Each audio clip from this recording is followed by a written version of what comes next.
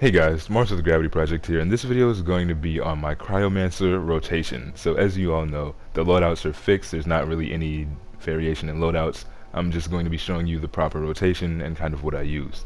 So I figured this video was long overdue considering that all of us have Cryomancer, and its DPS is probably really only second to Outlaw. So if you ask me, Cryomancer is probably the second best DPS in the game, and a lot of people are asleep on it for the simple fact that it is one of these starting classes that we got. Alright, so we're going to jump into the ability tree. I'm just going to kind of explain some of this stuff to you, and then I will show you the rotation. First and foremost, there is super cooling, which is kind of like a passive for Cryomancer, but really it's just you have a couple moves as a Cryomancer that enhance your critical attack chance ability. So using moves like Glacial Fangs and Jagged Ice applies super cooling, and after that your crit chance is higher. So this is something that I think people need to pay attention to. Definitely helps when soloing things and, you know, things of that nature. After that, on this middle bar, we also have Whiteout, which is a 12-second AoE dot. Really super hard hitting dot. Love it. It's my favorite move probably in the game so far. Next we have Frost Shackles, which I believe is the only real detriment to Cryomancer DPSing. It's the super move, and its cooldown is just far too long. Its cooldown is 9 minutes when I feel like it probably shouldn't be anything longer than 3 minutes. After that, we have Glacial Fangs, which is utilized by holding L2 and then tapping circle. It's a close quarters cone move, so it blasts out from ahead of you, and it has basically short range. But it's a crowd control. It stuns your enemies, and then, like I said, it applies that super cooling, so after you hit them with it, they have a much higher chance to take critical attack damage, and it is super useful when soloing things.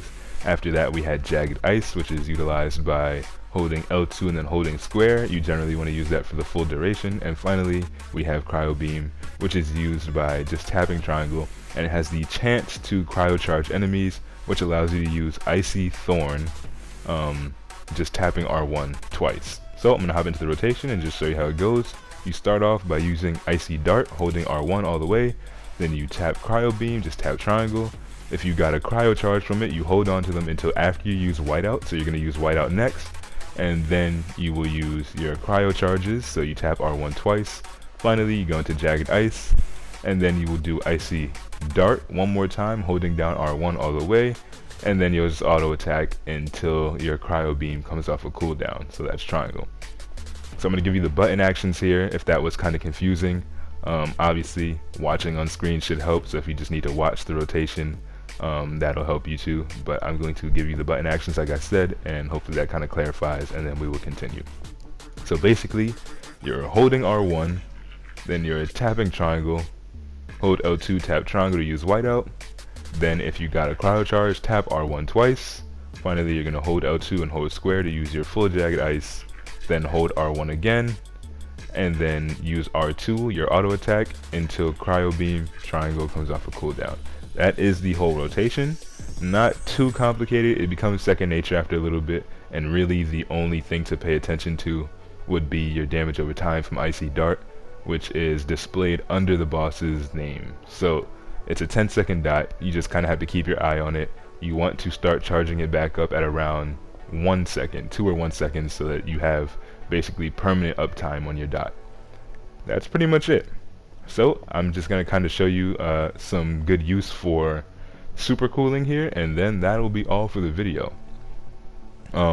These ads weren't really a good example, so I go over to the weaker ads, but the only problem with this on PlayStation, of course, that probably isn't really a big deal on PC, is the targeting system is a little bit weaker when you're playing on console.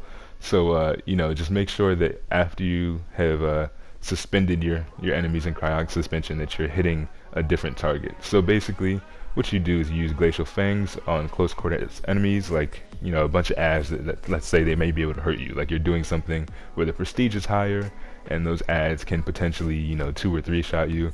You're going to run up, use Glacial Fangs, L2 circle, then you're going to tap R1 on each enemy, and you crit almost 100% of the time. Stupid strong stuff. It's really useful if something like I said that's really hard for you. It's actually completely viable to use Glacial Fangs, tap R1 on all of them, and then hit an Icy Comet, which is just hitting square, and they should be dead almost every time. So I guess that is one more tip I can give you. Your square attack, Icy Comet, is a move that I would not use unless it's a proc. So holding, your R2, your auto attack, it has a chance to proc Icy Comet, so you can use it for free and it will crit.